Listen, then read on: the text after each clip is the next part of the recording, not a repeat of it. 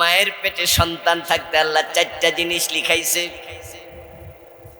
মানুষ প্রথম 40 দিন ছিল নুতফা, পানি বীর্য আকারে মায়ের পেটে। দ্বিতীয় 40 দিন আলাকা, রক্তপিণ্ড। তৃতীয় 40 দিন হলো মানুষ মুদগা, মাংসপিণ্ড। যখন 340 120 দিন গেল তথা 4 মাস, প্রতি মাসে 30 দিন, 4 30 120। 4 মাস যাওয়ার পরে মানুষের স্ট্রাকচারাল ডিজাইনটা মায়ের পেটে কমপ্লিট আল্লাহ করলেন। তিনি কোরআন মাজিদে বলছেন ফাকাসাউনাল ইজামা লাহমাম, আমি ওই মাংসপিণ্ডের ভিতরে হাড্ডি ঢুকাইয়া তাকে চামড়া দিয়া ঢেকে মানুষ বানাইছি। সুবহানাল্লাহ। এখন আপনার design complete. As a doll, একটা ফুতুলের মতো শুয়ে আছেন মায়ের পেটে, কিন্তু কোনো নড়াচড়া নাই, কারণ তখন রুহের জগৎ থেকে আপনার দেহে রূহ আসে নাই। নবীজি সাল্লাল্লাহু আলাইহি ওয়াসাল্লাম বলেন, তখন আল্লাহ তাআলা একজন ফেরেশতাকে বলছেন, ও ফেরেশতা যাও ওই বিলবরুল্লাহ গ্রামে অমুক বাড়িতে আমার অমুক বান্দির পেটে আমি একটা সন্তান বানাইছি, তার পেটে সন্তানটার মাথার পাশে গিয়ে বসো। তখন ওই ফেরেশতা এসে আমার আপনার মায়ের পেটে ঢুকে মাথার পাশে বসেছে। আল্লাহ এবার বলছেন, 4টা জিনিস লিখো। ফায়াকতুবু আজালাহু ওয়া রিজকাহু ওয়া আমালাহু ওয়া শাকিয়্যুন আম সাঈদ। নবীজি সাল্লাল্লাহু আলাইহি ওয়াসাল্লাম বলেন, সে কতদিন বাঁচবে, কোথায় মরবে, তার হায়াত 1 নম্বরে ফাইনাল করেছে। আমরা দুনিয়াতে কয়টা নিঃশ্বাস নেব এটা পর্যন্ত ফাইনাল হয়েছে। আল-আনফাস আল-মাদুদা, নিঃশ্বাসগুলো গনা গনা। আপনি একটা বেশি নিঃশ্বাস নেবেন, এই সুযোগ আপনাকে দেয়া হবে না। অক্সিজেনের বোতল অক্সিজেন থাকে, মাস্ক নাকে পরানো আছে, এর মাঝে মরে গেছে। অক্সিজেন তো আছে, মূল্য কেন? কজ অক্সিজেন নেওয়ার সুযোগ আর নাই।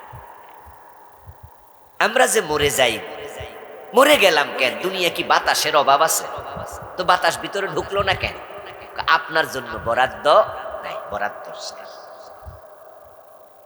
1 নম্বরে লিখবে তোমার হায়াত, দ্বিতীয় লিখবে রিজিক, কত খাবেন, কত পড়বেন, কতটুকু সম্মান ইজ্জত, সব কিছু রিজিকের অংশ। দ্বিতীয়টা লেখা শেষ। 3 নাম্বার লিখবে আমল, কি কাজ আপনি করবেন, লেখা শেষ। 4 নাম্বার আপনি জান্নাতি না জাহান্নামী, সেটাও মায়ের পেটে থাকতে লেখা হয়ে গেল।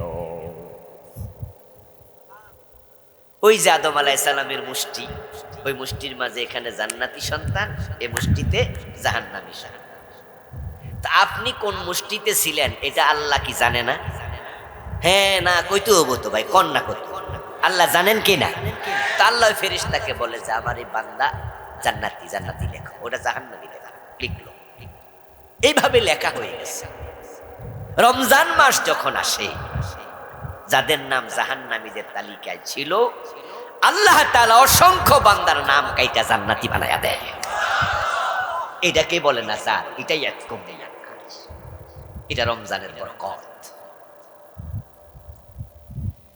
আজকের বাংলাদেশে জেলখানাগুলোতে যত মানুষ জেলে আছে, আগামীকাল কি সকলেই থাকবে না 2-4 জন মুক্তি পাবে? পাবে না? পাবে না? পরশুদিন পাবে না? এটা দুনিয়ার নিয়ম, সবাই জেলে থাকবে না, মুক্তি পাবে। আমার প্রিয় ভাইরা, জাহান্নাম থেকে মুক্তি পাবে অসংখ্য মানুষ। এখন প্রশ্ন হতে পারে, তাকদীর যে লিখছে তো সেটার কি হবে? উত্তর হলো, তাকদীর লেখাইছেন যিনি, পরিবর্তন করার ক্ষমতা তার আছে না নাই?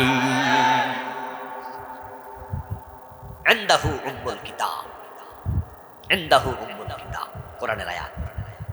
ইউসবিতু মা ইয়াশা, ইয়ামহুল্লাহু মা ইয়াশা ওয়া ইউসবিত। ইয়ামহুল্লাহু মা ইয়াশা ওয়া ইউসবিত ইনদাহু উম্মুল কিতাব। আল্লাহ নিজে কোরআনে কয়, আল্লাহ যা চায় তা তিনি মুছে দেন।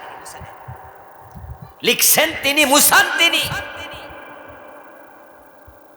ওয়া ইউসবিতু, আর যিনি চান আপনি 100 বার দোয়া করেও লাভ নাই, তিনি বলে আমি মুছবো না, এটাই ফাইনাল। এই ক্ষমতা তার আছে।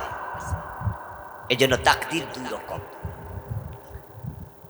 এক প্রকারের তাকদীরকে বলা হয় মুআল্লাক, আরেক প্রকারের তাকদীরকে বলা হয় মুবরাম। তাকদীর কয় প্রকার? দুই প্রকার।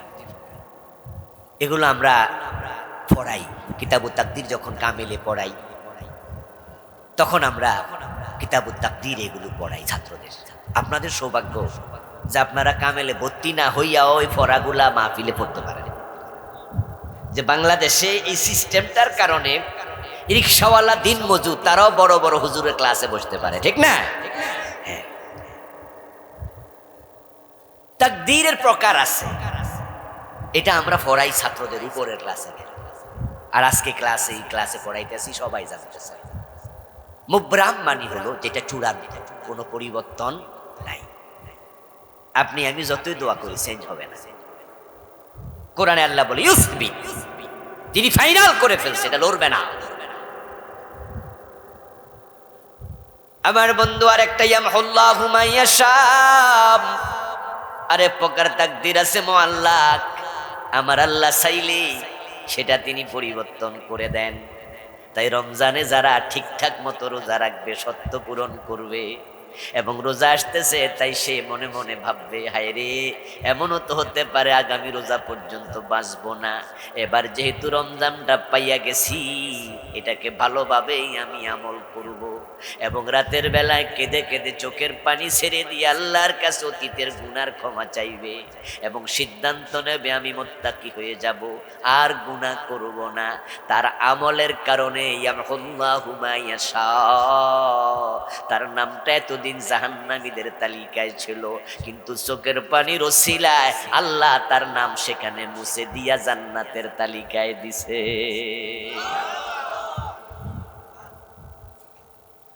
আমাদের দেশে একটা হাদিস খুব বিখ্যাত হয়েছে, যে হাদিসটা জয়ীফ। হাদিসটা হলো রমজান 3 ভাগে বিভক্ত। আউয়ালুহু রাহমাহ, ওয়া আওসাতুহু মাগফিরাহ, ওয়া আখিরুহু ইতকুম মিনান নার, আই হিয়ান নাজাত। রমজান 3 ভাগে বিভক্ত। প্রথম 10 দিন হলো রহমত, দ্বিতীয় 10 দিন হলো মাগফিরাত, তৃতীয় 10 দিন হলো নাজাত। এই কথাটা আপনারা শুনছেন না? এজন্য আমাদের রমজানের ক্যালেন্ডার গুলো তো দেখবেন লেখা থাকে, প্রথম 10 দিন রহমত, দ্বিতীয় 10 দিন মাগফিরাত, তৃতীয় 10 দিন নাজাত। একটি হাদিস খুব মাশহুর হয়ে গেছে, তবে হাদিসটার মানটা দুর্বল আছে। হাদিস এটা জয়ীফ। তাহলে প্রথম দশক রহমত, প্রথম 10 দিন যদি চলে যায় রহমত নাজিল হওয়া বন্ধ, ঠিক না? দ্বিতীয় দশক মাগফিরাত মানে ক্ষমা, তাহলে প্রথম দশকে কোনো ক্ষমা নাই, ঠিক না? তৃতীয় দশক নাজাত, তাহলে প্রথম 20 দিন কোনো নাজাতই নাই, নাকি? আসলে আল্লাহ তাআলা শেষ দশকে নাজাত দেন, এটা দুর্বল হাদিস দ্বারা প্রমাণিত। সহিহ হাদিস হলো ওয়ালিল্লাহি ফিহি উতাকাউ মিনান নার ওয়া যালিকা কুল্লু লাইলা। এটা হলো সহিহ হাদিস। প্রিয় নবীজি বলছেন, রমাদান মাস যখন আসে শুধু শেষ দশকে নয়, আল্লাহ রমাদানের প্রতি রাতে অসংখ্য বান্দাকে জাহান্নাম থেকে নাজাত দেয়। 30 দিনে রহমত, 30 দিনে মাগফিরাত, 30 দিনে নাজাত। সুবহানাল্লাহ। রহমত 30 দিনে বর্ষিত। নবীজি সাল্লাল্লাহু আলাইহি ওয়াসাল্লাম রমাদান যখন আসতো সাহাবায়ে কেরামকে নিয়ে বসতেন বিশেষ মজলিসে। ইদা দাখালা রমাদান, রমাদান যখন আসতো নবীজি বলতেন, আতাকুম শাহরুন মুবারাক, ও আমার সাহাবারা, তোমাদের কাছে বরকতের মাস এসেছে, বড় বরকতপূর্ণ মাস রমাদান। তুফতাহু ফীহি আবওয়াবুস সামা আবওয়াবুর রাহমা। এটা এমন এক মাস যেই মাস আসার সাথে সাথে আল্লাহ রহমতের সব দরজা খুলে দেয়। প্রথম 10 দিন গেলে দরজা বন্ধ করে দিব? নো, এ মাসের শান এটা। প্রথম দিন খুলে আল্লাহ তাআলা 30 দিন রহমতের দরজা খুলে রাখে। তুফতাহু ফীহি আবওয়াবুল জান্নাহ। রমাদান যখন আসে আল্লাহ জান্নাতের দরজাগুলো খুলে দেয়। ওয়া তুগলাকু আবওয়াবুল জাহিম। রমাদান আসার সাথে সাথে জাহান্নামের দরজা আল্লাহ বন্ধ করে দেয়। ওয়ালিল্লাহি ফীহি উতাকাউ মিনান নার ওয়া যালিকা কুল্লু লাইলা। প্রতি রাতে আল্লাহ অসংখ্য বান্দাকে জাহান্নাম থেকে মুক্তি দিতে থাকে। রহমতও 30 দিন, ক্ষমাও 30 দিন, মুক্তিও দেন 30 দিন। এই মাসে যে আল্লাহর কত বান্দা রহমত প্রাপ্ত হয়, ক্ষমা প্রাপ্ত হয়, মুক্তি প্রাপ্ত হয়, তার হিসাব নাই। কিন্তু দোস্ত, এতক্ষণ যে সুসংবাদগুলো দিলাম এর বিপরীতে কিছু দুঃসংবাদও আছে। নবীজি বলেছেন, কাম মিন সাইমিন লাইসা লাহু মিন সিয়ামিহি ইল্লা আয-যামআ ওয়া কাম মিন কাইমিন লাইসা লাহু মিন কিয়ামিহি ইল্লা আস-সাহর। এমন অসংখ্য রোজাওয়ালা আছে যাদের রোজা রোজা নয়, এটা উপবাস মাত্র। এমন অসংখ্য তারাবির নামাজ পড়বে, এমন অসংখ্য ব্যক্তি তাহাজ্জুদ পড়বে, কিয়ামুল লাইল করবে, রাতের বেলা জেগে জেগে কোরআন পড়বে। রাসূল বলেন, শুধু ঘুম নষ্ট ছাড়া আর কিচ্ছু নাই। এমন অসংখ্য, অগণিত আল্লাহর অসংখ্য বান্দা যারা রমাদানে কিচ্ছু পাবে না। রোজা এসেছিল, রোজা রেখেছিল, রোজা চলে গিয়েছে, কিন্তু তার আমলনামায় কিচ্ছু যোগ হয় নাই। সে রহমত তো পায় নাই, মাগফিরাত তো পায় নাই, নাজাত তো পায় নাই। সে আগে যেমন ছিল এখনো তেমনই আছে। মাঝখানে একটা মাস রোজা রেখেছে, ফলাফল তার জন্য একটা জিরো। তারা কারা? তারা কারা? قال رسول الله صلى الله عليه وسلم من لم يدع قول الزور ولا عمل به فليس لله حاجة في أن يدع طعامه وشرابه। নবীজি সাল্লাল্লাহু আলাইহি ওয়াসাল্লাম বলেন, যে ব্যক্তি রোজা রেখেছে কিন্তু মিথ্যা ছাড়ে নাই, রোজা রেখেছে সুদ ছাড়ে নাই, রোজা রেখেছে ঘুষ ছাড়ে নাই, রোজা রেখেছে মিথ্যার বেশাতি, গীবত, পরনিন্দা, পরচর্চা, ওজন কম দেয়া, মালে বেজাল দেয়া, মানুষ ঠকানো, প্রতারণা করা, সে কোনোটাই ছাড়ে নাই। শুধু খাবার আর পানীয় ছাড়ছে। এই খাবার পানীয় ছাড়ার কোনো প্রয়োজন আল্লাহর নেই। এমন রোজাদার কিচ্ছু পাবে না, সে শুধু খাবারই ছাড়ছে আর কিচ্ছু না। ও প্রিয় ভাইরা, ঠিক বাংলাদেশে এই মার্কা রোজাওয়ালার সংখ্যাই বেশি। যারা সুদ খায়, এমন 100 জন সুদখোর যদি কিশোরগঞ্জে আপনি নাম নেন, তালিকা করেন যে কিশোরগঞ্জে যতগুলো থানা আছে সুদে টাকা লাগায় কেডা কেডা, 100 জনের তালিকা করলেন, করার পরে খোঁজ নেবেন রোজা রাখছে কয়জন। দেখবেন যে 70-80 জন সুদখোর রোজা রাখছে। ওই 70 জন সুদখোর রমজান মাসে সুদ খায় নাই এমন কয়জন আছে? খুব জটিল। হে কিন্তু রোজা উপলক্ষে এমন বলে নাই যে রমজান মাসে সুদ খাবো না। হে রোজাও রাখে, সুদও ঠিকঠাক আগের মতো থাকে। আচ্ছা, বাংলাদেশে অফিসে ঘুষ খায় অথচ রোজা রাখে, এমন ঘুষখোর অফিসার আছে কিনা? আচ্ছা, রমজান উপলক্ষে ঘুষ খাওয়া বন্ধ করছে এমন অফিসার কয়জন আছে? খুব কম, খুব কম। 10% হবে কিনা আমি জানি না। 90% ঘুষখোর অফিসার ঘুষ আগের মতোই খায়। হয়তো সিস্টেমটা একটু চেঞ্জ করছে। আগে খাইতো হাতে হাতে, রমজানের ডয়ার টান দিয়া কয় ডয়ারে রাইকা যান, রোজার দিন হাতে কেমনে নেই, মাগরিবের পরে গনমু, কম হইলে বিকাশে পাঠাইয়া, ঠিক না, মোবাইলে জানামু। শুধু সিস্টেমটা একটু চেঞ্জ করছে।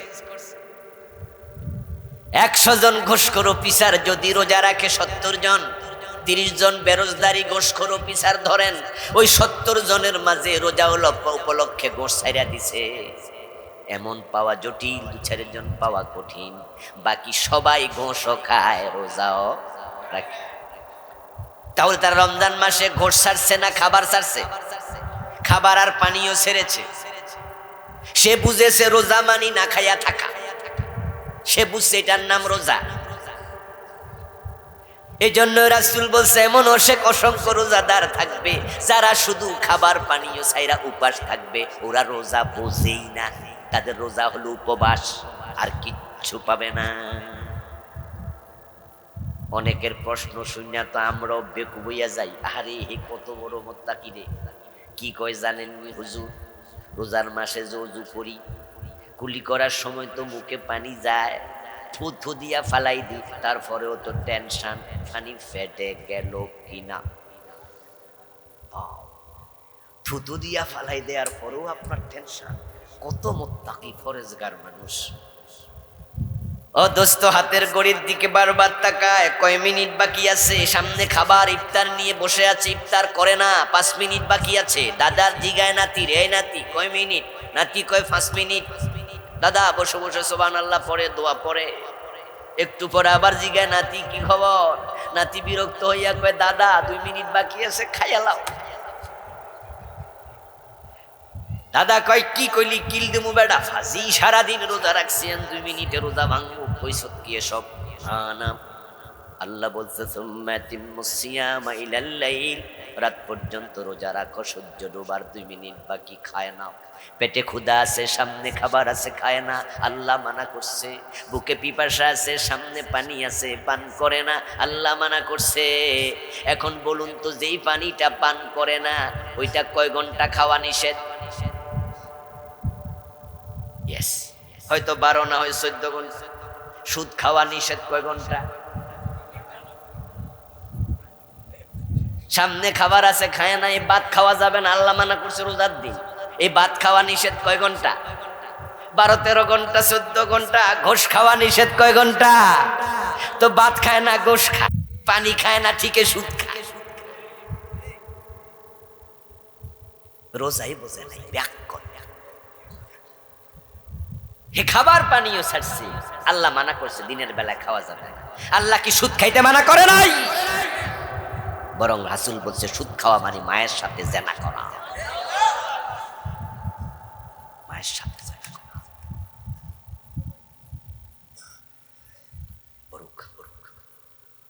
আমার প্রিয় ভাই, এই যে আপনি সুদ ছাড়লেন না, খাবার ছাড়লেন, আপনি মনে করতেছেন রোজা রাখছেন, এই খাবার ছাড়ার নাম তো রোজা নয়। খাবার এবং পানীয় ছাড়ার জন্য আল্লাহ রোজা ফরজ করেন নাই।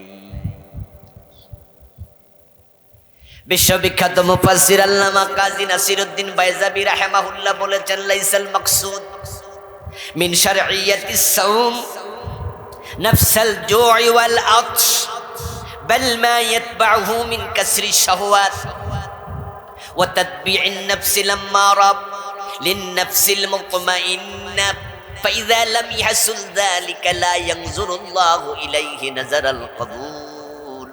ও দুনিয়ার মানুষেরা শোনো, ক্ষুধায় পিপাসায় কষ্ট দেওয়ার জন্য শরীয়ত রোজা ফরজ করে নাই। কে কয় ঘন্টা না খাইয়া থাকলো, আল্লাহ এটা দেখা সওয়াব লিখবে না। কারণ দুনিয়াতে রোজাদারদের সবার ঘন্টা সমান না। দুনিয়াতে এমন দেশও আছে রোজা রাখে মাত্র 7 থেকে 8 ঘন্টা, দিন এত ছোট। আবার রোজা রাখে 22 ঘন্টা, এমন লম্বা দিন আছে, এমন দেশও আছে। এজন্য কে কয় ঘন্টা না খাইয়া থাকছে, আল্লাহ ওইটা দেখা সওয়াব দেবে না। আল্লাহ দেবে আমি যেই জন্য রোজা ফরজ করছি ওইটা বুঝে কিনা। এজন্য মানুষের আমলের দিকে আল্লাহ আগে তাকায় না, অন্তরের দিকে আগে তাকায়। ইন্নাল্লাহা লা ইয়ানজুরু ইলা সুওয়ারিকুম ওয়া আমওয়ালিকুম ওয়ালাকিন ইয়ানজুরু ইলা কুলুবিকুম ওয়া আমালিকুম। রাসূল বলেন সাল্লাল্লাহু আলাইহি সাল্লাম, রাসূলুল্লাহ বলছেন, আল্লাহ তোমার চেহারার দিকে তাকাবেন না, কত সুন্দর দাড়ি, কত লম্বা টুপি, কত লম্বা পাগড়ি, আল্লাহ দেখবে না। দেখবে না কত কোটি টাকা খরচ করে মাদ্রাসার মসজিদ বানাইছো। ওয়ালাকিন ইয়ানজুরু ইলা কুলুবিকুম, বরং তিনি শুরুতে তাকাবেন দেখি তার অন্তরে কি আছে। অন্তরে আছে ঘোষ আগের মতোই খাবো, সুদ আগের মতোই খাবো, বাটফারি সিটারি যা করার আগের মতো। তো তুমি রোজা ছাড়ছো, আল্লাহ তো রোজার দিকে চাইবই না, আগে তো অন্তরের দিকে চাই, তারপরে না আমলের দিকে চাই। আমল তো পরে, আগে তো অন্তর। এখন বাংলাদেশের লোক রোজা রাখে কেন? উদ্দেশ্য কি রোজার? এটাই তো রোজাদার অনেকে জানেই না। রোজা বিভিন্ন কারণে রাখে। আপনি জিগায়েন, একদিন সিদ্ধান্ত নেবেন যে আমি আজকে 5 জন লোকের সাথে গোপন কথা বলবো। দেখবেন যে 5 জনের একই প্রশ্ন করবেন যে চাচা এটা কথা কই, বলবো কও। চাচা রাগ করেন না, একটু জবাব দিন তো। আচ্ছা রোজা রাখছেন? কবে হ্যাঁ। আচ্ছা রোজাটা কি লেগা রাখছেন? জিগাইবেন 5 জন, 5 জন দেখবেন 5 রকম উত্তর দেবে। কেউ কেউ আল্লাহ কইছে রাখছি। আরে চাচা আল্লাহ তো কইছে, কেন কইছে হিডা কোন? এইসব জানি না, সরবে। আরে রোজার আপনি কেন রাখছেন? রোজা রাখা ফরজ। আপনি কেন রাখছেন? ঠেলায় ফিরে রাখছে। বউ কইছে রোজার মাসে ভাত রানবো না, পান্তা ভাত খাওয়ার চেয়ে রোজা রাখাই বালা। বউ ঠেলায় রোজা রাখছে। আর একজন বলবে রোজা রাখছে মিয়া রাখবো না, ঘরের ফিসি বলাবার পর্যন্ত রোজা রাখে, তো মানুষে কি কইবে? মানুষের কারণে রোজা রাখছে। এক একজন এক এক নিয়তে রাখছে। আপনারা বলুন তো রোজা ফরজ করার পিছনে আল্লাহর উদ্দেশ্য আছে না নাই?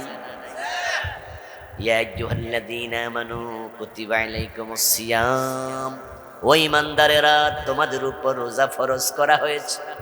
কামা কুতিবা আলাল্লাযীনা মিন ক্বাবলিকুম, যেমন তোমাদের আগেকার উম্মতের উপর ফরজ করা হয়েছিল। কেন করেছি এবার শোনো, লাআল্লাকুম তাত্তাকুন, আশা করা যায় রোজার মাধ্যমে তোমরা মুত্তাকি হবে। আল্লাহ তাআলা বলে আমি রোজা ফরজ করছি যেন তোমরা মুত্তাকি হইতে পারো। রোজার উদ্দেশ্য তাকওয়া। রোজার উদ্দেশ্য খাবার পরিত্যাগ করা না, উদ্দেশ্য তাকওয়া। তাকওয়া মানে আল্লাহর ভয়। আল্লাহর কথা না শুনলে আল্লাহ ধরবো, আমারে মারবো, জাহান্নামে। আমি তো জাহান্নাম সইতে পারবো না, এই জন্য আমি জাহান্নামকে ভয় করি, আমার আল্লাহকে ভয় করি। তার কথার অবাধ্য আমি হব না, আমি মানবো তার কথা। তাই তো খাবার সামনে আছে, আমি খাই না। আরে ভাই ঘরের দরজা বন্ধ করে খাইয়া লাও না, আল্লাহ তো দেখবো, কেউ না দেখবেও। পুকুরে গোসল করার সময় ডুব দিয়া পানি পান করো, তোমার বউ জানবো না, দুনিয়ার কেউ শুনবে না, জানবে না। কই না না, ডুব দিলে কি হইব, আল্লাহ তো এটাও দেখে। তাহলে ঘুষ খাওয়ার সময় আল্লাহ চোখ বন্ধ করে থাকে, ওইটা আল্লাহ দেখে না বুঝি। তো ঘরের দরজা বন্ধ করে ভাত খাইলা না, আল্লাহরে ডরাইলা, তো ঘুষ খাওয়ার সময় ভয় কই গেল, তখন ডরাইলা না। তোমার মন চাইছে তুমি রোজা রাখতেছো, মন চাইছে গোশ খাইতেছো। আসলে তুমি আল্লাহর গোলাম না, তুমি তোমার নফসের গোলাম। তুমি তোমার দাসত্ব করছো নফসের, তোমার মনে। কথা শুনুন প্রিয় ভাইয়েরা, উদ্দেশ্য পূরণে ব্যর্থ হলে যেই কোনো বস্তু ডাস্টবিনে যেতে বাধ্য। এই যে আমার হাতে মোবাইল, এই মোবাইল যিনি বানাইছে উদ্দেশ্য ছিল বিনা তারে কাছের কথা দূরে পৌঁছিয়ে দেবে।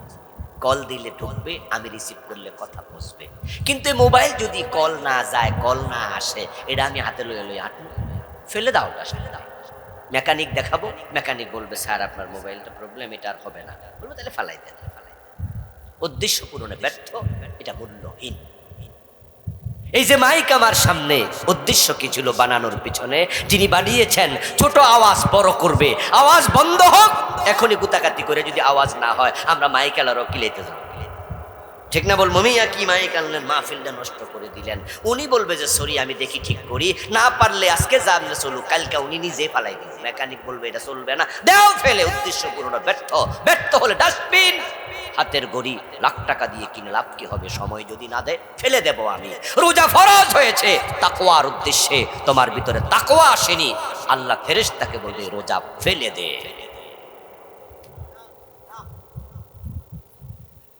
কাজী নাসিরউদ্দিন বাইজাবি রাহিমাহুল্লাহ বলেন, ফাইযা লাম ইয়াহসুল যালিক লা ইয়ানজুরুল্লাহু ইলাইহি নাজরাল কবুল। যখন মানুষের অন্তরে তাকওয়া না আসে, নফসে আম্মারাকে নফসে মুতমাইন্নার অনুগত না করে, যে আল্লাহর ভয়ে খাবার ছেড়েছে, পানীয় ছেড়েছে, ওই আল্লাহর ভয়ে রমজান মাসে পাপ না ছাড়ে, তাহলে ওই রোজার দিকে কবুলের মানসিকতা নিয়ে আল্লাহ ফিরেও তাকাবেন না। তাই তো নবীজি বলেছেন, অসংখ্য রোজাওয়ালা যাদের রোজা রোজা না, অসংখ্য তাহাজ্জুদওয়ালা, কোরআন তেলাওয়াতকারী, তারাবির নামাজ পড়নেওয়ালা, শুধু ঘুম নষ্ট করা ছাড়া এগুলো কিচ্ছু না, এগুলোর দিকে আল্লাহ ফিরেও তাকায় না। এখন আজকের মাহফিলে আপনারা যারা আছেন, এবারের রোজাটা ব্যর্থ হোক, আমরা কি এটা চাইবো না? সফল রোজা চাই, সবাই চান। দোস্ত, এমনও তো হতে পারে এই রোজা আমাদের কারো কারো জীবনের শেষ রোজা। ও দোস্ত, রোজাটা হচ্ছে একটা ওয়াশিং মেশিনের মতো। ওয়াশিং মেশিন আপনারা অনেকে নাম শুনেছেন, অনেকে দেখেছেন। সুন্দর একটা মেশিন, বাক্সার মতো, ময়লা কাপড় ঢুকাইয়া পরিমাণ মতো ডিটারজেন্ট দিয়া, তারপরে সুইচে টিপ দিলে লাইন আছে, পানি আসে, তারপরে নিজে নিজে পরিষ্কার হইয়া ময়লাগুলো আরেক লাইনে বাহির হয়ে যায়। 15-20 মিনিট রেখে দিলে নিজে নিজে শুকাইয়া যায়, তারপরে এবার শুধু বের করে আয়রন করে গায়ে দেয়া যায়। ঠিক রমজান মাসটা এমন একটা মেশিন, এর ভিতরে আমরা ঢুকবো গুনাহ নিয়া। ঠিকঠাক মতো রোজা রাখলে গুনাহ যদি করব না সিদ্ধান্ত নিয়ে রোজা রাখতে পারি, আমি মুত্তাকি হতে চাই, আল্লাহ এমন ভাবে অন্তর পরিচ্ছন্ন করবেন, অন্তরে একটা গুনাহও থাকবে না।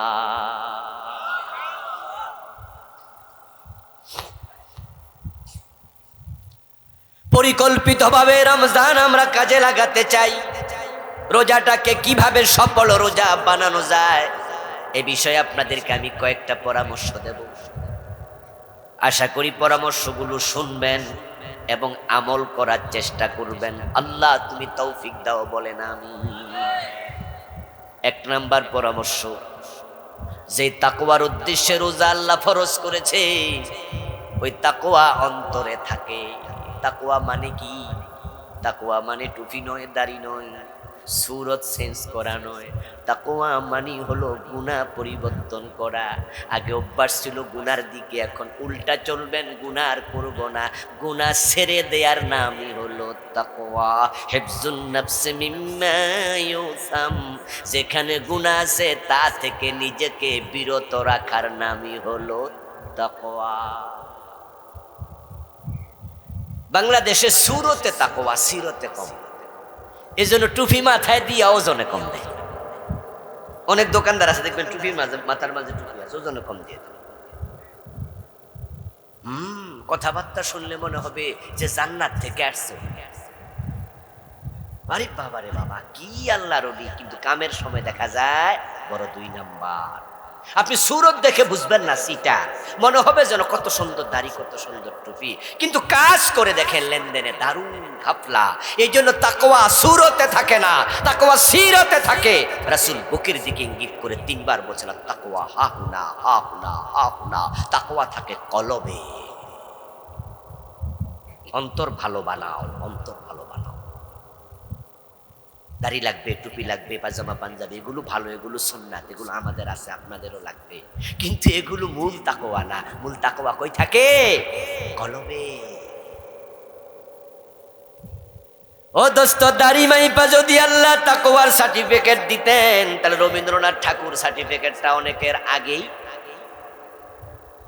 পাগড়ি মাইপা যদি আল্লাহ তাকওয়ার সার্টিফিকেট দিতেন, মনমোহন সিং অনেক আগে পেয়ে যাইতেন। ও দোস্ত, টুপি দেখা যদি তাকওয়ার সার্টিফিকেট আল্লাহ দিতেন, তাহলে মিস্টার গান্ধী উনিও তাকওয়ার একটা সার্টিফিকেট পাইতো। উনার একটা টুপি আছে, নামে গান্ধী টুপি। আমরা নামে কি কোনো টুপি আছে? কিন্তু উনার নামে আছে একটা, আছে ইন্ডিয়া আছে, পাকিস্তানে আছে জিন্না টুপি, আর ইন্ডিয়াতে কি আছে? গান্ধী টুপি। টুপিদারি পাজামা পাঞ্জাবি এগুলো সুন্নাহ, এগুলো লাগবে, কিন্তু তোমার মাথায় টুপি ওজনে কম দেও না, ওজনে কম দেও। তোমার মুখে দাড়ি মালে বেজাল দেও। আসলে তুমি তাকওয়াওয়ালা সুরত ধরেছ, তোমার অন্তরে তাকওয়া নাই। তুমি যা করছো এটা রীতিমতো ভণ্ডামি। তুমি মানুষের সাথে প্রতারণা করছো। মানুষ যেন তোমারে বেশি বিশ্বাস করে, যেন দাঁড়িয়ে রাখছে।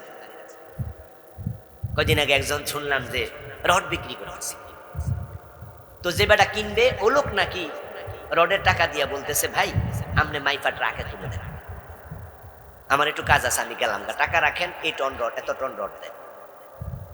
তখন দোকানদার বলতেছে, ভাই আপনি রড আপনি মাইপা নেন। উনি কোন আমার হাতে সময় নাই, আর আপনি হাজি সাহেব মানুষ, আপনি কি কম দিবেন? আমি বুঝি না। তারপর উনি চলে গেছে। যাওয়ার পরে ওই হাজি সাহেব কইতেছে, ওই যে হজটা আরো আগে করলে ভালো আসলো, ব্যবসা আরো জমত। ওই যে আমনে হাজি সাহেব, আরে মানুষ।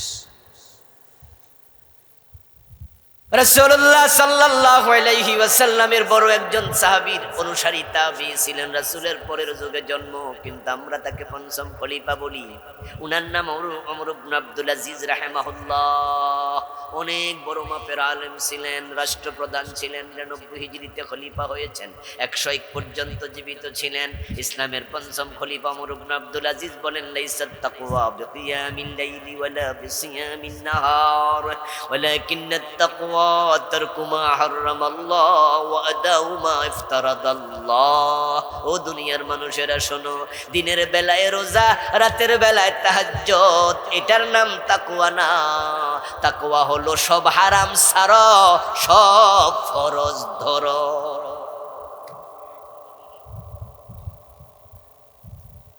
রোজা রাখছে, অথচ রোজাদারের মাইয়া কলেজে পড়ে, স্কুলে পড়ে, বোরকা পরে স্কুলে যায় না, এমন রোজাওয়ালা আছে না? নাই। রোজাওয়ালার বউ রাস্তায় কাপড় ছাড়া হাঁটে, বোরকা ছাড়া, মাথার কাপড় ফালাই দিয়া, উনি রোজা রাখছে। পর্দা করা নফল না ফরজ? তোমার বউ পর্দা করে না, তোমার মেয়ে। রোজা রাইখা সময় কাটানোর জন্য টেলিভিশনে নাটক দেখবে, সিনেমা দেখবে, এমন রোজাওয়ালাও ২-৪ জন আছে না? নাই। কই সময় কাটা না, তাস খেলি, চার বন্ধু বয়ে বয়ে তাস খেলতেছে, রোজার দিন সময় কাটাইতেছে, জুয়া খেলে, তাস খেলে, মোবাইলে বাজে নাটক দেখবে, বাজে সিনেমা দেখবে রোজার দিন, এমন রোজাওয়ালা কি নাই? ওমর ইবনে আব্দুল আজিজ রাহিমাহুল্লাহ বলে, তোমার রোজা এটা তাকওয়া না, তুমি বোঝো নাই তাকওয়া। এখন তাকওয়া যেই কলবে থাকে, ওই কলবটা আপনার কি খবর? রোজার আগে একটু খবর নিয়েন। قال رسول الله صلى الله عليه وسلم إذا أذنب المؤمن كانت نقطة سوداء في قلبه। নবীজি বলেন, মানুষ যখন একটা গুনাহ করে তখন তার কলবের মাঝে একটা কালো দাগ পড়ে। ২টা করলে ২টা, ১০০ করলে ১০০, ১০০০ গুনাহ করলে ১০০০ দাগ পড়ে। এই যে কলবের মাঝে কালো দাগ পড়ে গেল, কলবটা কালো হয়ে গেল। এখন যদি কলব তোমার ময়লা যুক্ত হয়, তাকওয়া থাকবে কেমনে? তাই রোজা আসার আগে কলবটা পরিষ্কার করা দরকার আছে না নাই? তাকওয়া কলবে থাকে, কলব ময়লা যুক্ত হয়ে গেছে, পরিষ্কার করে পরামর্শ দিয়ে দেয়। আপনারা গ্রামের মানুষ, আপনারা সকাল বেলায় গাই গরুর দুধ দোহন করেন। যারা গাই গরুর দুধ দোহায়, সকল গাই কি সমান দুধ দেয়? সমান দেবে না। আধা কেজি দেবে, ১ কেজি দেবে, ৩ কেজি, ৫ কেজি, এক একটা এক এক রকম। কিন্তু এক জায়গায় সব লোক সমান, সেটা হলো ময়লা পাত্রে কেউ দুধ দোহন করে না। এই জন্য আমরা যারা দুধ দোহন করি, আমরা বালতিটার দিকে আগে একটু নজর দেই, হাত দিয়া ডলা মাইরেও চায় তুলাছে। অনেকেই করে রাতের বেলায় বালতিটা ধুইয়া তারপর উপর করে রাখে, যেন পানিটা শুকে। সকাল বেলায় আবার কি করে, একটু টিস্যু দিয়া, কাপড় দিয়ে একটু মোছা দেয়। কেন মোছা দেয়? দুধ যাই দেখ, 1 কেজি আর হাফ কেজি, এটা পরে। যদি ময়লা থাকে তাহলে তো 10 কেজি দিয়েও লাভ নাই, খাওয়া যাবে না, ঠিক না? ও দোস্ত, যেই পাত্রে তুমি দুধ রাখবা ওই পাত্রটা আগে পরিষ্কার করো, নচেত দুধ বড় দামি খাবার। Milk is an ideal food. দুধ একটি আদর্শ খাবারের নাম। পৃথিবীতে দুধের মতো দামি কোনো খাবার আর নাই। এজন্য দুধকে কিন্তু পানীয় বলে না। দুধ ততক্ষণই দুধ থাকে যতক্ষণ সেটা তরল থাকে, আর তরল জিনিস খাবার না, তরল জিনিস পানীয়। এজন্য আমরা বলি পানি পান করা, দুধ পান করা, পান করা। কিন্তু ইংরেজিতে কি বললো? Milk is an ideal food, milk is an ideal drink বলে নাই। কারণ হচ্ছে দুধ এমন একটি খাবার, এমন একটি পানীয় যেটার মাঝে খাদ্যগুণ, পুষ্টিগুণ, ভিটামিন, ক্যালোরি, একজন মানুষের যা দরকার আল্লাহ সব একসাথে দিয়ে দিচ্ছে। আল্লাহু আকবার। বিস্ময়কর এক খাবার। আপনার ক্ষুধা লাগছে, আপনি ভাত খান, ক্ষুধা মিটবে, কিন্তু পিপাসা মিটবে? আপনার পিপাসা লাগছে, আপনি পানি পান করেন, পিপাসা মিটবে। ভাত খাইলে পিপাসা মিটবে, কিন্তু দুধ খাইলে পিপাসাও মিটে, ক্ষুধাও মিটে। আজীব জিনিস। এজন্য এটাকে বলা হচ্ছে আদর্শ খাবার। দুধ যখন তরল না হইয়া এটা শক্ত হয়ে যায়, তখন এটার নাম হয়ে যায় দধি, এটার নাম হয়ে যায় ঘি, এটার নাম হয়ে যায় পনির। এটাকে কেউ তখন আর দুধ বলে না। তরল থাকলে দুধ, এটা আদর্শ খাবার তরল হওয়ার পরেও। কিন্তু যদি বালতিতে ময়লা থাকে তখন এটার আদর্শ খাবার হয় না। ময়লাওয়ালা দুধ ফুড পয়জনিং তৈরি করবে। ময়লাওয়ালা দুধ খায়েন, দেখবেন যে আপনার ডায়রিয়া শুরু হয়। দুধটা কি দুধের ছিল না বালতি? ইয়েস, রমাদান তাকওয়া নিয়ে আসছে। এই তো আসছে একদিন পরেই। মুত্তাকি আপনি হতে পারবেন, আল্লাহ মাফ করে দেবে আপনাকে। কিন্তু কলব তো ময়লা, এখন কি হবে? এখন কলব ময়লা, পরিষ্কার করবেন কেমনে? ক্বালা রাসূলুল্লাহ সাল্লাল্লাহু আলাইহি ওয়াসাল্লাম লিকুল্লি শাইইন সিকালাতুন ওয়াস সিকালাতুল কুলুবি যিকরুল্লাহ। যদি জামা ময়লা হয় তাহলে তুমি সাবান দাও, ডিটারজেন্ট দাও, পানিতে ধোও, পরিষ্কার হয়ে যাবে। যদি কোনো কাঠ ময়লা হয় তাহলে তুমি রান্দা দাও, কাঠের ময়লা চলে যাবে। যদি লোহা ময়লা হয় রেত দিয়া ঘষা দাও, লোহার ময়লা চলে যাবে। স্বর্ণ ময়লা হয়েছে, মা বোনদের কানের স্বর্ণ, গলার স্বর্ণ চেন ময়লা হয়েছে, নিয়ে যাও স্বর্ণকারের কাছে, সিট দিয়া জ্বালাবে, পানি দিয়া ধুবে, পরিষ্কার হবে। এখন কলবের ময়লা পরিষ্কার করবে কেমনে? আমার রাসূল বলেন জিকির বাড়ায়া দাও, তাওবা করো, ইস্তেগফার করো, আল্লাহ নিজে ময়লা পরিষ্কার করে দেয়।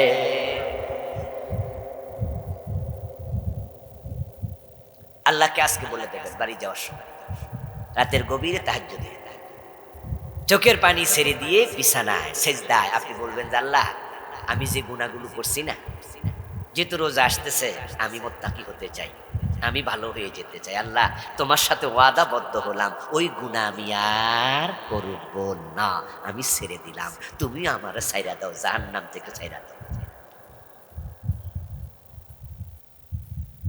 আল্লাহ বলছেন মান তাবা ওয়া আমানা ওয়া আমিলা আমালান সালিহা ফাউলাইকা ইউবাদদিলুল্লাহু সাইয়্যাতিহিম হাসানাত। আমার বান্দারা যখন তাওবা করে, আমার উপর পুরা ঈমান এনে নেক আমল শুরু করে দেয়, আমি শুধুমাত্র ক্ষমা করি না, তার আমলনামায় যে গুনাহগুলো ছিল এগুলোকে আমি সওয়াব দিয়ে পরিবর্তন করে দেই। আল্লাহ কত ভালো, তিনি কত মহান। কিন্তু আমাদের অভ্যাস হলো না, আমরা সওয়াবও করবো আবার গুনাহও করবো। আমরা আল্লাহরও খুশি রাখবো, শয়তানরও খুশি রাখবো। আমরা সিনেমা হল ঠিক রাইখা মসজিদের সভাপতি, ঠিক না? ঠিক না? সিনেমা হল সাইরা দেব মসজিদের সভাপতি হইয়া, তাহলে টাকা করতে হইবে না। মসজিদে না সাদের রড কিনা দেওয়া লাগবে 3 টন। এই জন্য আমি সুদের টাকা দিয়ে রড কিনা দিব। আল্লাহর কিয়ামতের দিন বলবো, আল্লাহ সুদ খাইছি, গুনাহ হয়েছে, কিন্তু রড যে কিনা দিছি। বুঝলেন না? আল্লাহর আপনি কয়ে দিবেন, আল্লাহ তোমার মসজিদে রড কিনা দিছি, তাই তুমি বেহেশতটা দিয়া দাও। এজন্য আমরা দুদিক ম্যানেজ করতে চাই একসাথে। জান্নাত পাওয়া কি এত সোজা? আমরা যত সোজা মনে করি আসলে এত সোজা। এই জান্নাতের পথে চলতে গিয়ে ইব্রাহিম নবীকে আগুনের মণ্ডলীতে পড়া লাগছে। ওরে বাবা রে বাবা! নবী জাকারিয়া আলাইহিস সালামকে করাত দিয়ে দু টুকরো করে ফেলা হয়েছে। কত বড় পরীক্ষা আল্লাহ ফেলেছেন জাকারিয়া আলাইহিস সালামকে। নবী মূসাকে দেশ ত্যাগ করে মিশর থেকে ফিলিস্তিন নিয়ে যাওয়া লেগেছে। তাকে দেখো জান্নাতের পথে চলতে গিয়া আমাদের নবী মুহাম্মাদের কাঁচা দাঁত ভেঙে ফেলেছে। 3 বছর শিবে আবি তালেবে জেল খাটছে। তায়েফের মাঠে এত পাথর মেরেছে, আমাদের রাসূলের গায়ের একটা পশমের জায়গা বাকি নাই যেখানে রক্ত লাগে নাই। তাকিয়ে দেখো জান্নাতের পথে চলতে গিয়ে রাসূল সাল্লাল্লাহু আলাইহি ওয়াসাল্লামের আপন চাচা আমির হামজার কলিজা ছিঁড়ে ফেলেছে। ইমাম হুসাইন রাসূলের আপন নাতি কল্লাটা দেহ থেকে বিচ্ছিন্ন করে ফেলেছে। বেলালের গলায় রশি, খাব্বাবের পিঠে আগুনের শেকা। আর আপনি সুদ ঘুষ খাইতে খাইতে বইরা আল্লাহর কোন বেহেশত দাও, এত সোজা? রোজা আসছে, পাপ ছেড়ে দাও, পাপ ছেড়ে দাও, পাপ ছেড়ে দাও। সাহেবুল বাইত আদরা বিমা ফি। বাড়ির মালিক ভালো জানে বাড়িতে আছে কি। যে প্রবাদ, আরবি প্রবাদ। আপনি কোন গুনার সাথে আছেন সেটা আমি জানি না, আমারটা আপনি জানেন না, কিন্তু নিজেরটা নিজে তো জানি। আপনি আপনার রবের সাথে একটা কানেকশন তৈরি করেন। আপনি বলে দেন আপনার রবকে, আল্লাহ ওই যে গুনাহটা আমি করতাম সিদ্ধান্ত নিলাম আর এটার নাম তাওবা। তাওবা মানে ফিরে আসা, তাওবা মানে লজ্জিত হওয়া। তাহলে অন্তর পরিষ্কার হবে, তাহলে তাকওয়া ঢুকবে। রোজা কাজে লাগবে, আর নচেত উপবাস, আর কিচ্ছু না। আমারও আজ একটু শক্ত শক্ত মনে হতে পারে। যদি মনে হয় যে এত শক্ত আজ, তাহলে এত গুনাহ ছাইরা রোজা রাখ না, তাহলে রোজায় রাখবো না। মানে হুজুর যে ওয়াজ করছে তাহলে তো আর রোজা রাখলে আর এইসব করলে তো লাভ নেই, যা রোজায় রাখবো। আপনি রাগ করে রোজা ছাইরা দিলেন, আল্লাহর খুব ক্ষতি হয়ে যাবে, ঠিক না? ঠিক না? কার সাথে রাগ দেখাবে? আসমানের মালিক, আপনি তার সামনে কি কি আপনি তার সামনে, আপনি কোন তালের কোন নম্বরের ভিভিআইপি, কোন এলিট? আপনি পৃথিবীর সবচেয়ে ধনী ইলন মাস্ক, ও বেটা আল্লাহর জীবনে আল্লাহ বলে একবার ডাকে নাই। এটা আল্লাহর কোনো ক্ষতি হয়েছে? পৃথিবীর সবচেয়ে বড় পাওয়ারফুল রাষ্ট্র আমেরিকা, তার প্রেসিডেন্ট ডোনাল্ড ট্রাম্প আল্লাহকে একবার সেজদা দেয় নাই, আল্লাহ বলে একদিন ডাকে নাই। আল্লাহর কিচ্ছু আসে যায়? তা আপনি কোন তালিকার এলিট পারসন যে আপনি রাগ করে রোজা ছাইরা দেবেন? আল্লাহর কিছু আসে যাবে না। ক্ষতিটা কার? গুনাহ না ছেড়ে রোজা রাখলেও ক্ষতি, রোজা ছাইরা দিলেও ক্ষতি। ক্ষতি থেকে বাঁচতে হলে মুত্তাকি হওয়ার নিয়তে রোজা রাখা দরকার আছে না নাই? আজ থেকে ওজনে আর কম দেব না, দুধে পানি মেশাবো বলে দেন, মনে মনে আল্লাহরে বলবেন দুধে পানি আনতে। কারণ বাংলাদেশের লোকেরা যারা দুধ বেচে পানি দেয় না, এমন লোক খুব কম পায়। দেয় মানে আমরা যারা ঢাকা শহরে থাকি, আমরা গ্রাম থেকে দুধ নেই। ঢাকার দুধ কিনে আমরা কখনো নিশ্চিত থাকি না যে এটা ভালো দুধ, বরং এমনও হয় যে দুধে আসলে দুধই নেই, সব পাউডার। শুনেছি এমন এমন ম্যাগাজিনে পড়ছি না শুনছি, আল্লাহ জানে, আমার অভিজ্ঞতা নাই। জিজ্ঞাসা করছে ভাই দুধের দাম বাড়ছে কেন, তখন হঠাৎ করে কয় পাউডারের দাম বাড়ছে না। ওই যে কইলাইছে আর কি ফেলাচ্ছে যে ভাই দুধের দাম বাড়া দিচ্ছেন কেন, তখন কইলাইছে এটার দাম তো বাড়ছে। এর মানে আমি তো দুধ কি দিয়ে বানাই? পাউডার দিয়ে বানাই। ওই গ্রাম থেকে দুধ কিনে আনার সময় বুড়িগঙ্গার পানি ঢালে, এরকম ছবি পত্রিকায় আসছে যে বুড়িগঙ্গা থেকে ড্রামের মাঝে কি দিতেছে? পানি দিতেছে। দুধ মাপার সময় নাকি চিংড়ি মাছ লাভ দিয়ে উঠছে, জীবিত চিংড়ি। জিজ্ঞাসা রে দুধের চিংড়ি, কয় যে ভাই গরু মনে হয় কচুরি পানা খাইছিল। মানে গরু কি খাইছে আর কচুরি পানা কি ছিল? চিংড়ি মাছ, তাই ওলান দিয়ে বাইরে ছিল। আমার দোষ মানে গরুর দোষ। আশ্চর্য এক দেশ যেখানে দুধ কেনার সময় জিজ্ঞাসা করতে হয় দুধটা খাঁটি কিনা। আচ্ছা, কোনো গাই কি কোনোদিন অখাঁটি দুধ দিছে? তো এই প্রশ্নটা আসবে কেন? আমি তো এটাই বুঝি। যে প্রশ্ন কেন হবে দুধ খাঁটি কিনা? আমরা এমন চরিত্রের, আমরা এমন মানুষ যে আমরা কোথায় ন্যায়, কোথায় অন্যায়, কোথা মন্দ, কোথা ভালো বুঝি না। আমাদের বিবেক কি কোথায় বন্ধক দিয়েছি জানি না। যে বেটা দুধ বেচা বিড়ি কিনা খায়। কিশোরগঞ্জে আসেনি? হ্যাঁ, সকালবেলা জগে করে দুধ বাজারে নিব, তারপর বেচে আইতে বিড়িটা জানাতে বাড়ি চলে যাবো। এই দুধের টাকা দিয়ে বিড়ি কিনছে। মানে কোথায় তার ক্ষতি, কোথায় তার লাভ, অতটুকু পর্যন্ত কমন সেন্স নাই। আজীব মানুষ। আসুন একটু পরিবর্তন হই। আপনার পরিবর্তন তো আপনার হাতে। বলে দেন না যে ঠিক আছে, যা বসার খাবো না। রিজিকের মালিক কে? আল্লাহ চাইলে কি রিজিকে বরকত দিতে পারে না?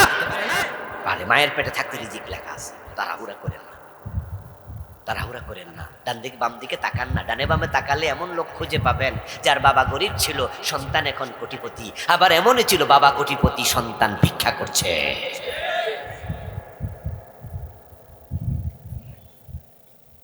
হারাম ছেড়ে দেন, হারাম ছেড়ে দেন।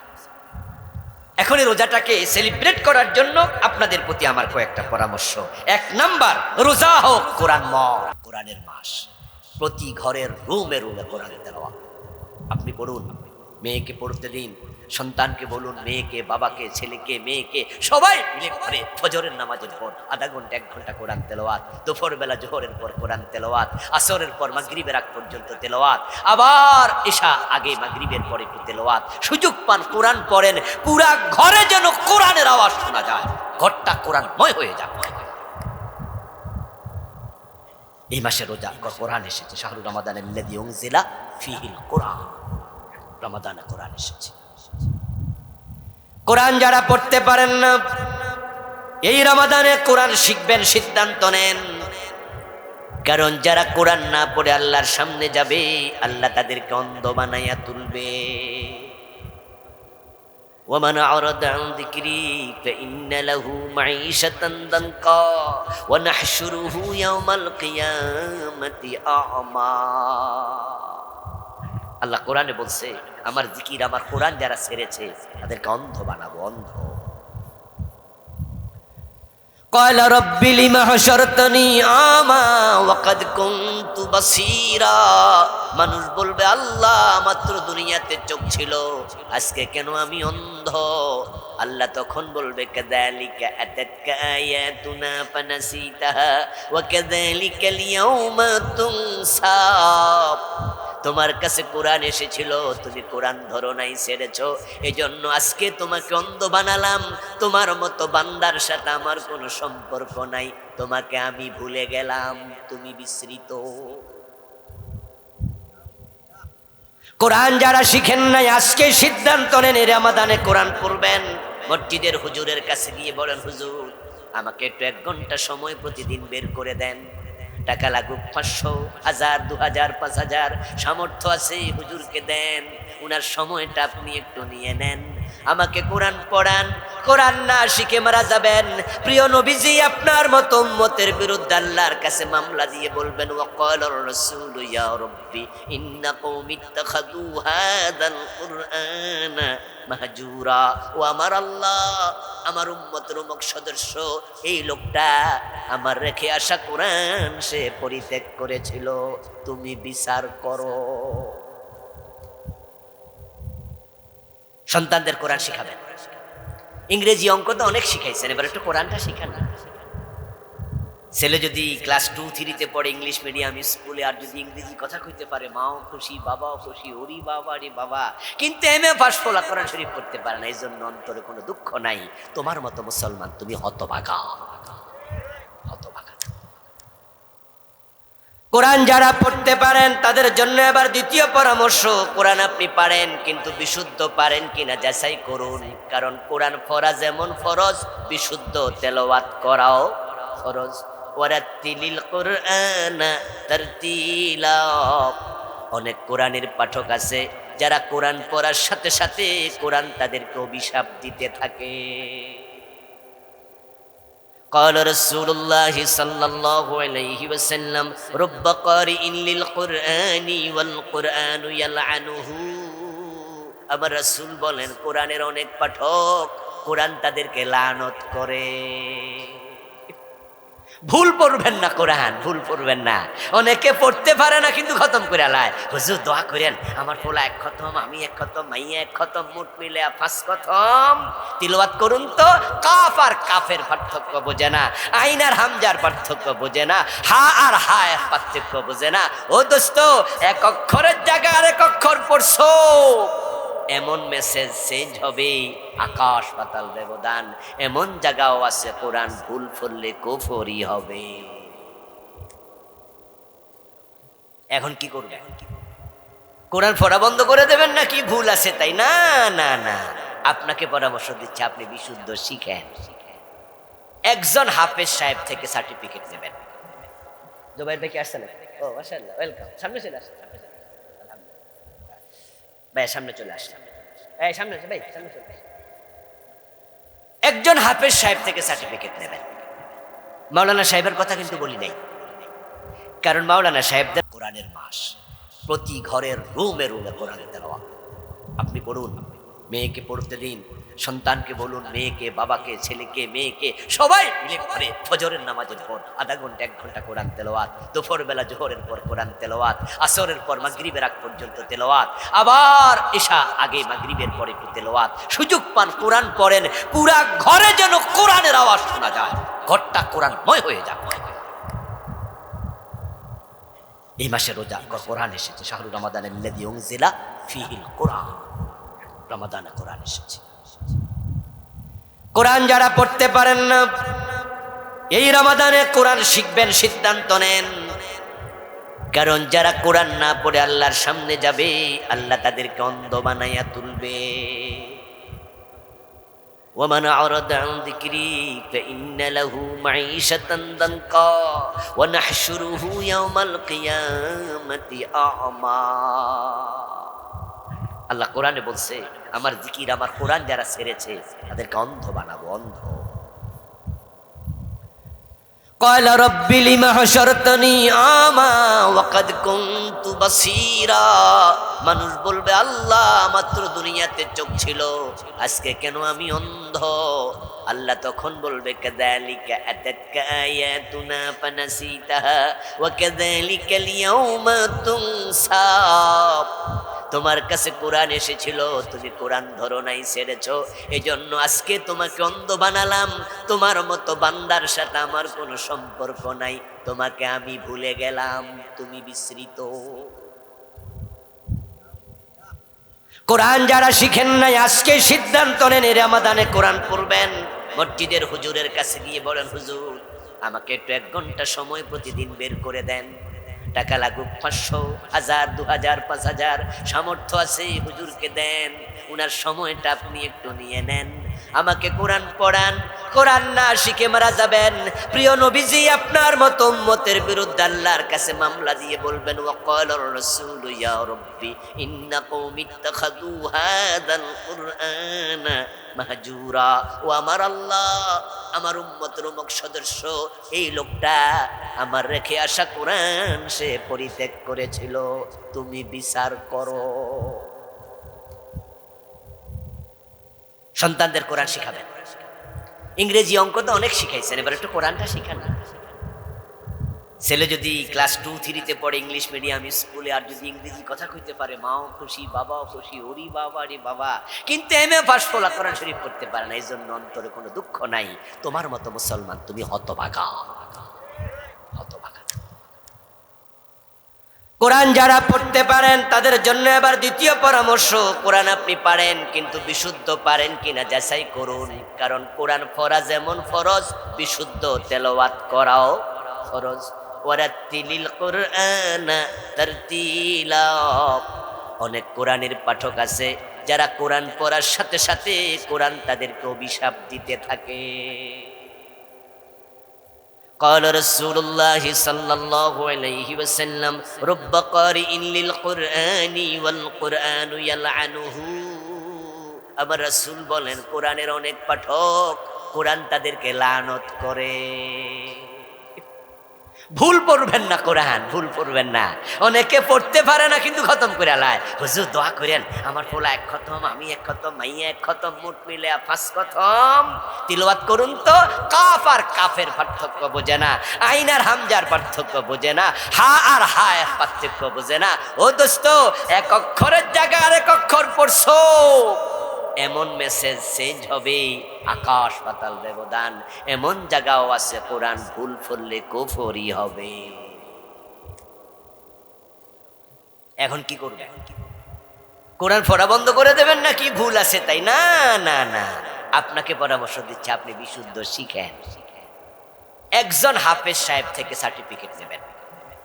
জুবাইর ভাই কি আসছেন? ও মাশাআল্লাহ, ওয়েলকাম। সামনে চলে আসেন, ভাই সামনে চলে আসেন, এই সামনে ভাই সামনে চলে আসেন। একজন হাফেজ সাহেব থেকে সার্টিফিকেট নেবেন। মাওলানা সাহেবের কথা কিন্তু বলি নাই, কারণ মাওলানা সাহেবদের মাঝেই তেলাওয়াত একটু ঝামেলা, এমন 2-4 জন মাওলানাও আছে। কিন্তু হাফেজদের তেলাওয়াতে কোনো ঝামেলা নাই, ওদের তেলাওয়াত বিশুদ্ধ। এটা হাফেজদের অ্যাডভান্টেজ, সৌভাগ্যের। এই জন্য আপনারা যারা কোরআন তেলাওয়াত করতে পারেন, একজন হাফেজ থেকে সার্টিফিকেটটা নিবেন। হাফেজ সাহেব যদি বলে 1 পৃষ্ঠা 2 পৃষ্ঠা শুনে না, আপনার তেলাওয়াত মাশাআল্লাহ ভালো, নিশ্চিন্তে আপনি কোরআন খতম শুরু করেন। রমাদানে প্রতিদিন 1 পারা পড়বেন, কমপক্ষে 30 দিনে 30 পারা।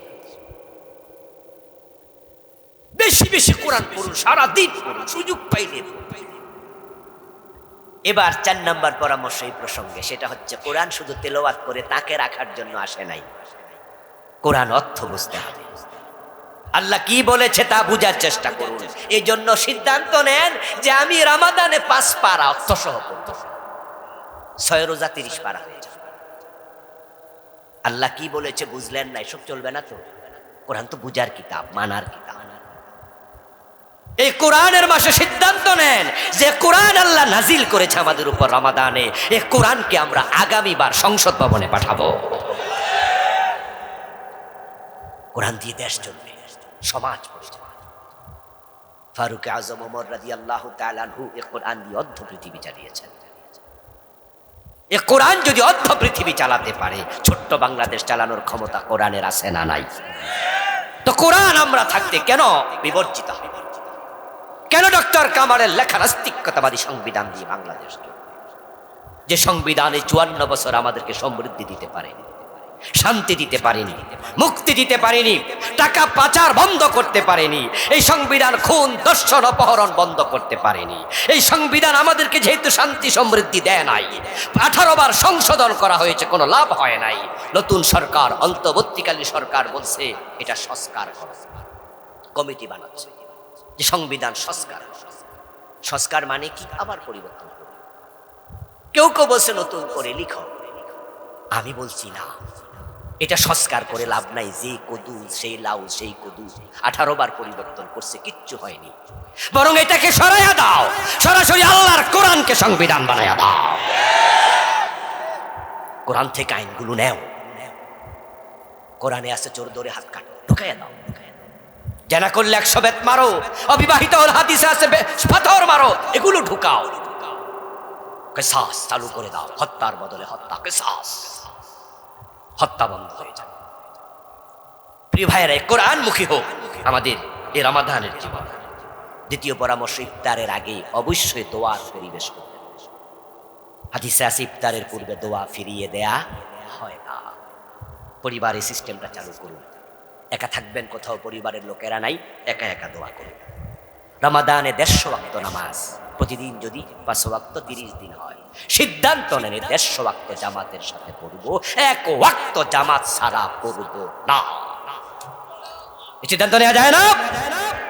সেহরির সময় 20 মিনিট আগে উঠে যান, 15 মিনিট আগে উঠে যান, আধা ঘন্টা আগে উঠে যান। 2 রাকাত 4 রাকাত 6 রাকাত তাহাজ্জুদ পড়ুন। সাহারি তো খেতে উঠতেই হবে, একটু আগে উঠলে তো তাহাজ্জুদটা পড়া যায়।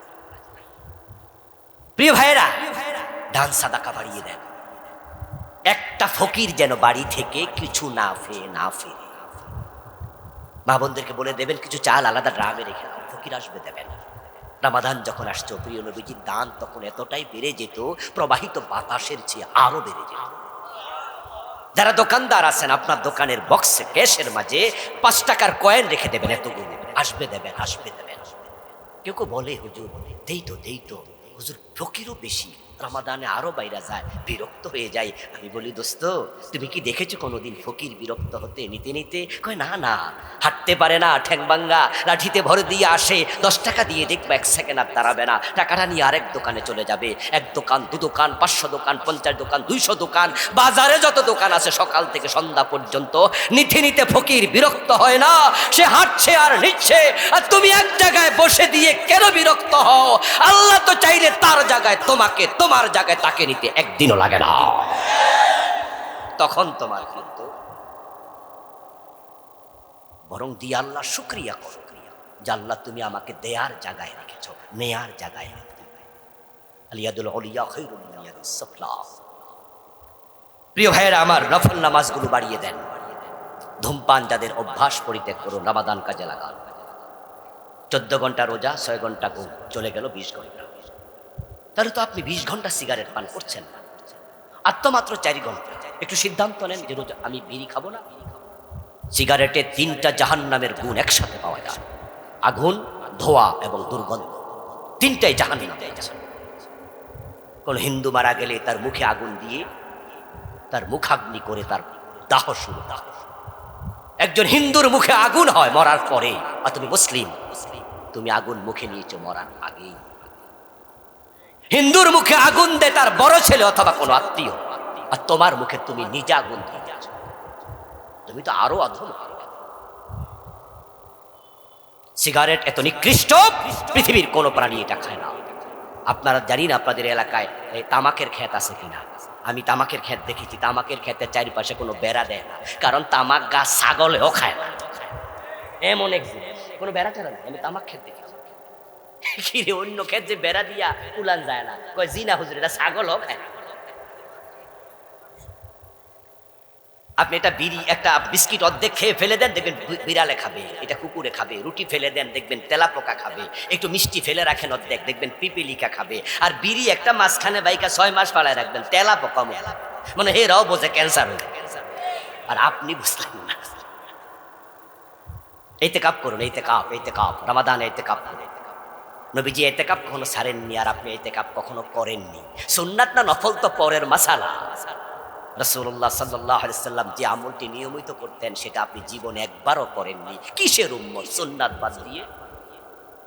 তুমি তখনই উম্মত যখন তুমি ধরিবে সুন্নাত। সুন্নাত ছেড়ে কিসের উম্মত? কদর তালাশ করবেন, বেশি বেশি জিকির আজকার।